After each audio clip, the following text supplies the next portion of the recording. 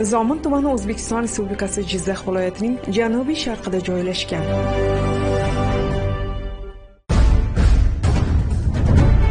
Tuman 1926-yil 29-sentyabrda tashkil etilgan. 1962-yilda Jizzax tumani bilan birlashtirilgan bo'lsa-da, 1964-yilda yana mustaqil tuman sifatida qayta tiklangan.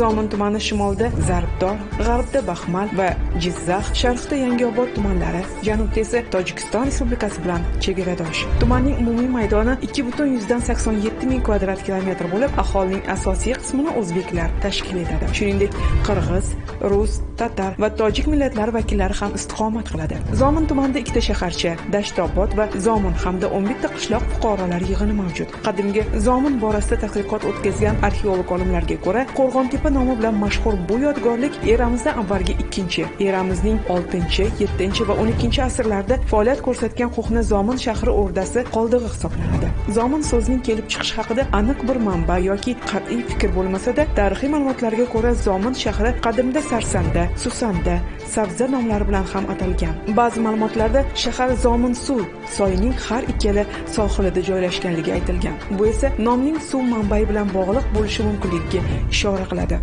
Zominning tabiati nihoyatda go'zal. Tuman hududidan Zominsoy, Achchisoy va Peshag'arsoy kabi soylar oqib o'tadi. Bu suvlar dehqonchilikda sug'orish manbai sifatida keng qo'llaniladi.